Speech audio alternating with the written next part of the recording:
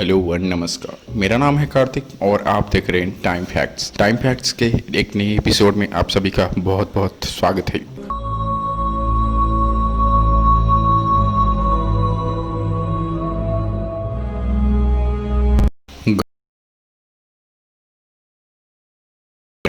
लोग घंटों तक स्विमिंग पूल में आराम फरमाते हैं। जैसे ही स्विमिंग पूल से बाहर आते हैं तो सारे लोगों की आंखें लाल हो जाती है। क्या आपको उसकी वजह मालूम है?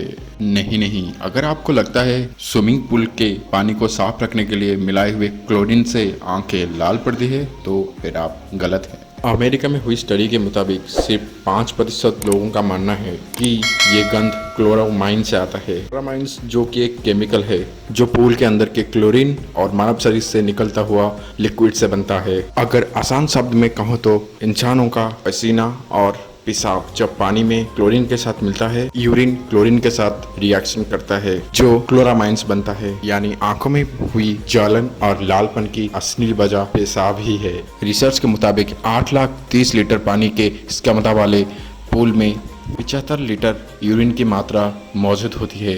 क्यों चौंक गए ना? अभी तो शुरुआत है, आगे आगे देखते जाइए। आप केले तो बड़े चाव से खाते होंगे। अगर किसी डॉक्टर को केले के बारे में पूछेंगे तो वो आपको उसके 1000 फायदे के बारे में आपको बताएगा। लेकिन अब जो हम आपको बताने जा रहे हैं वो जानकर आप चौंक जाएंगे। शायद आप में से कोई नहीं जानता होगा कि केले में रेडियो एक्टिव होते हैं और केले में पोटेशियम होता है जिसमें रेडियो एक्टिव पोटेशियम 40 मौजूद होता है और जिसके वजह से केले से रेडिएशन निकलते हैं। तो क्या केले खाना ही बंद कर देने चाहिए? अगर आपको केले से निकलने वाली रेडिएशन से हानि पहुंचना है तो आपको 1 करोड़ केले खाने होंगे। अगर क्रॉनिक सिम्टम्स देखने के लिए 7 साल तक रोज 274 केले खाने होंगे। इसलिए केले खाने से डरिए मत, खूब केले खाइए और स्वस्थ रहिए। अब ये फैक्ट सुन के आप ये मत बोलना कि वैज्ञानिकों के पास क्या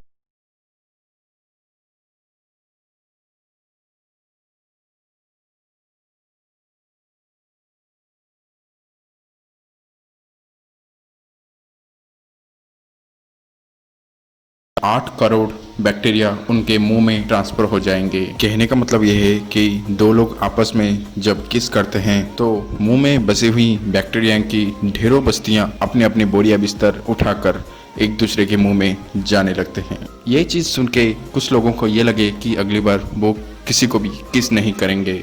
ऐसा वैसा फैसला लेने से पहले इस किसिंग से जुड़ी हुई पूरी रिसर्च जान तो लीजिए। एक और बात, किस करते समय ट्रांसफर होने वाले बैक्टीरिया को आप वायरस या कीटाणु मत समझ लीजिए, क्योंकि इनके अंदर ज़्यादातर बैक्टीरिया हमारे शरीर के लिए फायदेमंद होते हैं। बस कुछ ऐसे बैक्टीरियाज हैं जो एक दूसरे के मुंह में इन्फेक्शन फैला सकते हैं। अब जरा सोचिए कि आप एक थिएटर में कोई हॉरर मूवी देख रहे हैं। देखते देखते या देखने के बाद आपका पहला रिएक्शन क्या होगा? आपके रोंगटे खड़े हो जाएंगे। या जब आप स्विमिंग पूल से नहाकर बाहर निकले तब अगर जोर से हवा चले तो आपका क्या होगा? आपके रोंगटे खड़े हो जाएंगे। इस अलग अलग 2 घटनाओं में हमारा शरीर एक जैसा रिएक्शन कैसे दे सकता है? दरअसल ये एक सामान्य शारीरिक घटना है जो ये हमें हमारे पूर्वजों से विरासत में मिली है। इसे गूप्स बम या रोंगटे खड़े होना कहते हैं। ठंड में ऐसा ही जानवरों के साथ भी होता है।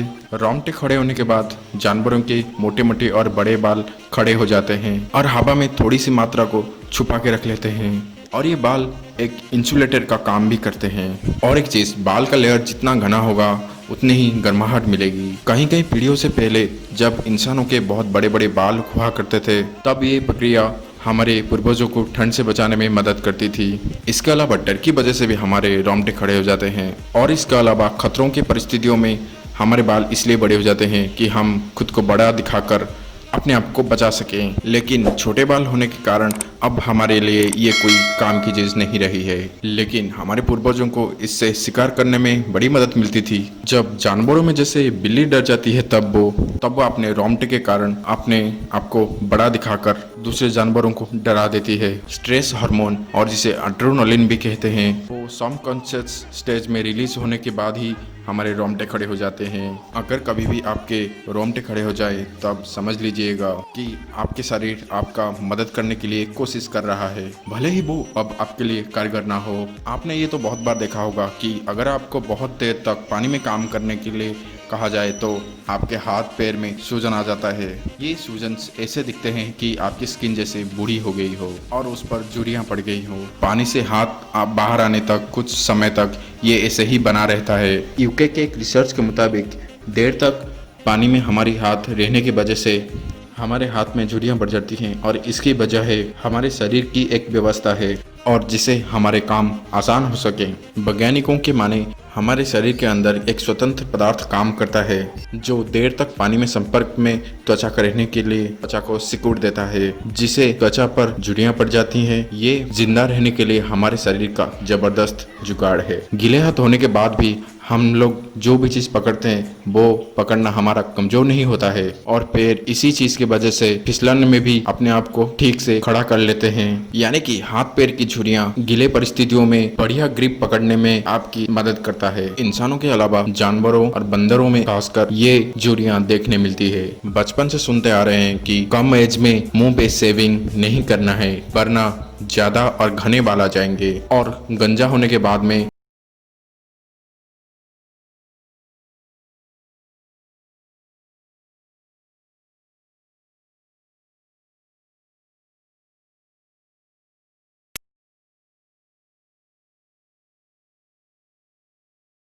वापस नहीं आ सकते क्योंकि हेयर फॉलिकल्स आपके स्किन में बहुत गहराइयों में होते हैं। आपके कोई भी सेविंग से इसके ऊपर कोई भी प्रभाव नहीं पड़ता है। वास्तव में जब गंजा होने के बाद आपका बाल थोड़ा बढ़ने लगता है तब छोटे बाल होने के कारण थोड़ा सा ज्यादा नजर आता है। सिर्फ यही कारण है कि आपके बाल थोड़े ज्यादा घने दिखाई पड़ते हैं, पर हकीकत यह है कि आपके बाल किसी भी तरह घने नहीं हुए होते हैं। इसके अलावा नए बालों को थोड़ा कम नुकसान होता है और उनको स्वस्थ माना जाता है क्योंकि इनके ऊपर कोई भी केमिकल इस्तेमाल नहीं हुआ होता है। फिलहाल हम नियमित रूप में बालों को कटाकर भी उनको स्वस्थ रख सकते हैं। और एक चीज, ये तो हम लोग सब सुनते होंगे कि एक सफेद बाल तोड़ने से बाकी और 10 बाल सफेद हो जाएंगे। ये भी सरासर झूठ है। मानव शरीर कई तत्वों से मिलकर बना है, लेकिन आपको जानकर आश्चर्य होगा कि इनमें एक गोल्ड और सोना भी है। अब आप सोच रहे होंगे कि अपने शरीर का ऑपरेशन करके आप सोना निकाल सकते हैं, तो ऐसा बिल्कुल नहीं है क्योंकि शरीर में सोने की मात्रा बहुत कम होती है। एक 70 किलो के इंसानों के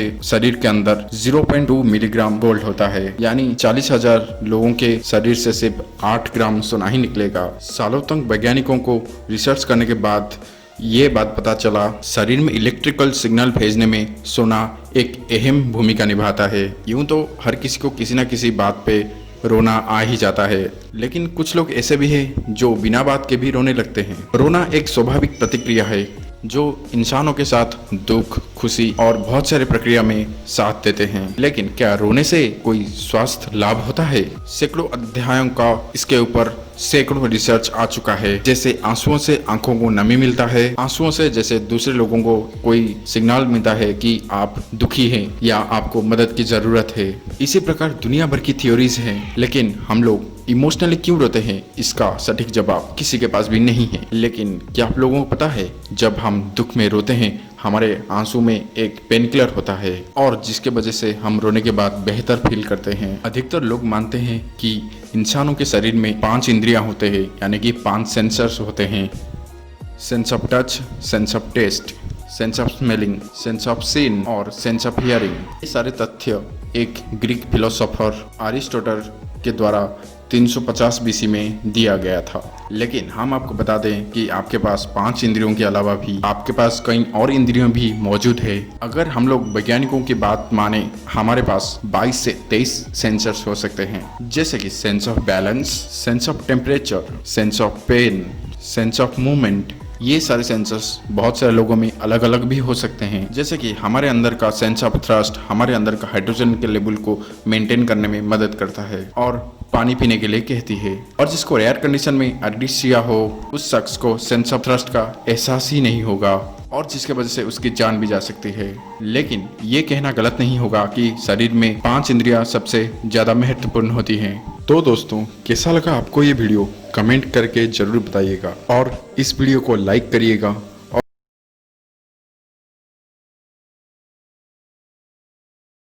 तब तक के लिए नमस्कार। अपना ख्याल रखें और इस लॉकडाउन में घर पे रहिए, सुरक्षित रहिए। Stay home, stay safe. धन्यवाद।